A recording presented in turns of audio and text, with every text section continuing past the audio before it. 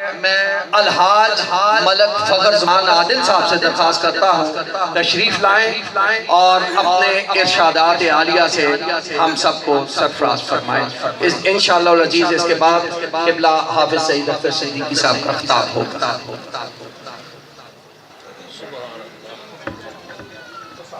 بسم اللہ الرحمن الرحیم۔ السلام علیکم ورحمۃ اللہ وبرکاتہ۔ یہاں عشق کے طریقے سکھائے جاتے ہیں، یہاں عشق کے طریقے سکھائے جاتے ہیں، ہنسی بنتے نہیں ہنسی بنائے جاتے ہیں، ہنسی بنتے نہیں ہنسی بنائے جاتے ہیں۔ ہماری اس بزم میں اور اس بزم میں فرق ہے اتنا، وہاں چراغ جلائے جاتے ہیں، یہاں دل پھرائے جاتے ہیں، یہاں دل پھرائے جاتے ہیں۔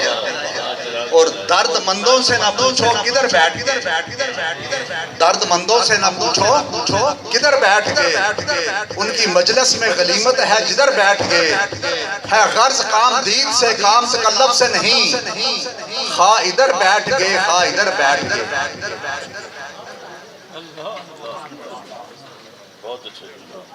اور زندگی میں کچھ نہ ملا تو کیا غم ہے، زندگی میں کچھ نہ ملا تو کیا غم ہے، آپ کی محبت جو ملی یہ کیا غم ہے، اور تھوڑی سی جگہ جو ملی آپ کی مجلس میں یہ جگہ کیا تاج محل سے کم ہے۔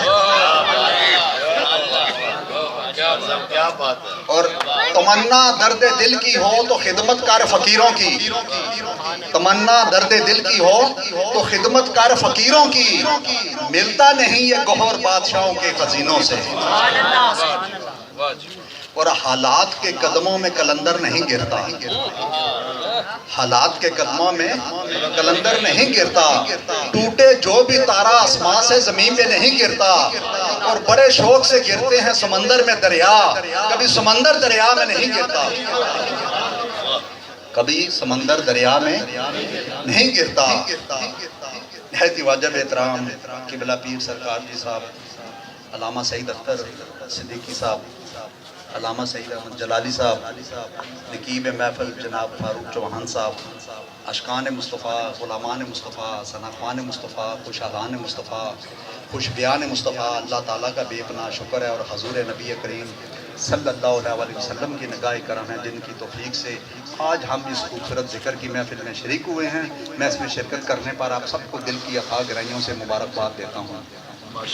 حضرین محترم، بس ایک دو منٹ اپنی حاضری لگواؤں گا، جتنی آپ کی توجہ ہوگی دھیان ہوگا اتنی آپ کو بات سمجھ میں آئے گی، جتنی آپ کی توجہ ہوگی اور دھیان ہوگا اتنی آپ کو بات سمجھ میں آئے گی۔ بس ایسی محفلوں میں آنے کے لیے ایک ایک قدم اٹھانا بھی برکت ہے، ملنا اور ملانا بھی برکت ہے، سننا اور سنانا بھی برکت ہے، بیٹھنا اور بٹھانا بھی برکت ہے، اور اللہ والوں کی زیارت کرنا بھی برکت ہے۔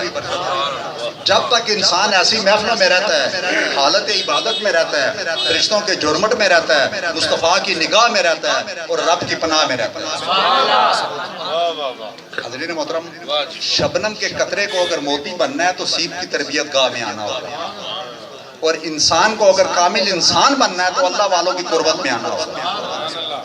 اس لیے کہ اللہ والوں کے آستانے امن کے ٹھکانے ہوتے ہیں، اللہ والوں کے آستانے امن کے ٹھکانے ہوتے ہیں۔ ان اللہ والوں کے ہاتھ اٹھ جائیں تو اللہ کی رحمت کے دروازے کھل جاتے ہیں۔ یہ جنگل میں اللہ والے ڈیرا لگا لیں تو جنگل میں منگل کر دیتے ہیں، بستیوں سے نکل جائیں تو بستیاں ویران ہو جاتی ہیں، بستیوں سے نکل جائیں تو بستیاں ویران ہو جاتی ہیں۔ اسی لیے حضور نبی کریم صلی اللہ علیہ وسلم نے فرمایا نا کہ میری امت کے 72,000 لوگ ایسے ہوں گے جو بغیر حساب کے جنت میں جائیں گے، اور ان کو چاہنے والا ایک ایک بندہ اپنے ساتھ 72,000 لوگوں کو لے کے جائے گا۔ کیونکہ دوستان محترم، جس نے ولی کو دیکھا اس نے علی کو دیکھا، جس نے علی کو دیکھا اس نے مصطفیٰ کو دیکھا، اور جس نے مصطفیٰ کو دیکھا اس نے خدا کو دیکھا، اس نے خدا کو دیکھا۔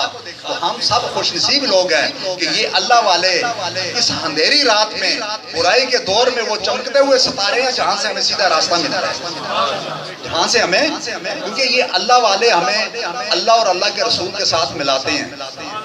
کیا کرتے ہیں؟ اللہ اور اللہ کے رسول کے ساتھ ملاتے ہیں دوستان محترم. اور ہم بڑے خوش نصیب ہیں کہ ہمیں یہ ذکر کی محفلیں نصیب ہوتی ہیں, کیونکہ حضور نبی کریم صلی اللہ علیہ وسلم نے فرمایا نا کہ مسلمان کا ایمان روزانہ بڑھتا گھٹتا ہے. صحابہ نے پوچھا یا رسول اللہ روزانہ کیسے بڑھتا گھٹتا ہے؟ تو حضور نبی کریم صلی اللہ علیہ وسلم نے فرمایا جب تم روحانی محفلوں میں بیٹھتے ہو جس میں اللہ اور اللہ کے رسول کا ذکر ہوتا ہے تو تمہارا ایمان بڑھتا رہتا ہے, بڑھتا رہتا ہے, بڑھتا رہتا ہے. اور جب تم دنیا کی محفلوں میں بیٹھتے ہو جس میں غیبت, چغلی, ہیرا پھیری اور غلط ولط باتیں ہوتی ہیں, تمہارا ایمان گرتا رہتا ہے, گرتا رہتا ہے, گرتا رہتا ہے, یہاں تک کہ تباہ و برباد ہو جاتا ہے اور تمہیں پتہ تک نہیں چلتا. تمہیں پتہ تک نہیں چلتا. حضرت باجزید بستامی رحمۃ اللہ سے کسی نے پوچھا کہ آپ کی یا حضرت آپ کی ہر دعا قبول ہوتی ہے اور ہماری کبھی ہوتی ہے کبھی نہیں ہوتی, اس کی وجہ کیا ہے؟ آپ نے فرمایا میں اللہ کا طالب ہوں, میں اللہ کو چاہتا ہوں. جب میں اللہ کو چاہتا ہوں تو اللہ کہتا ہے باجزید ساری کائنات میری ہے, تیری ہے, جو چاہیے تجھے لے لے. اور ہم دنیا دار ہیں, کبھی تو وہ ہمیں ہاتھ لگانے دیتا ہے اور کبھی نہیں لگانے دیتا دوستان محترم.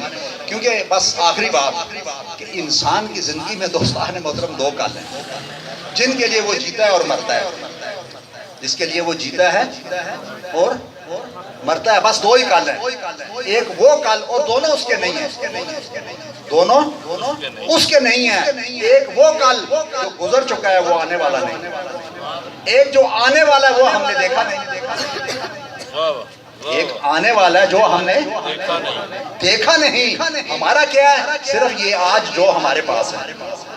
اسی لیے حضور نبی کریم صلی اللہ علیہ وسلم نے فرمایا نا کہ ہر دن کو آخری دن سمجھو, ہر نماز کو آخری نماز سمجھو, ہر روزے کو آخری روزہ سمجھو, ہر عمل کو آخری عمل سمجھو اور ہر لمحے کو آخری لمحہ سمجھو. شاید کہ اس کے بعد تمہیں یہ لمحہ نصیب ہو یا نہ ہو. تو بس دوستان محترم اس شعر کے ساتھ کہ اٹھ کے ابس میں جہاں کا اور ہی انداز ہے, اٹھ کے ابس میں جہاں کا اور ہی انداز ہے, اور مشرق و مغرب میں تیرے دور کا آغاز ہے, اور قوت عشق سے ہر پست کو بالا کر دے, دہر میں اس میں محمد سے اجالا کر دے. میں ایک بار پھر قبلہ پیر صاحب کا اور آپ سب کا شکریہ ادا کرتا ہوں. قبلہ پیر صاحب کی وجہ سے ہمارے دل کی بستیاں آباد رہتی ہیں.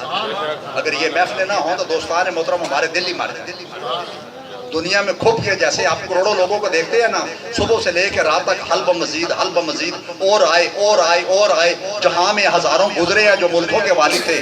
سکندر جب دنیا سے گیا تو اس کے دونوں ہاتھ خالی تھے, اس نے 3 حصے دنیا فتح کر لی تھی. دوستان محترم ہم کوئی نئے آدمی نہیں ہیں دنیا کما رہے ہیں, ہم سے پہلے دنیا موجود تھی. تو اللہ تعالیٰ نے کہا نا میں نے ساری کائنات بنی ہے تیرے واسطے اور تو بنا ہے میرے واسطے.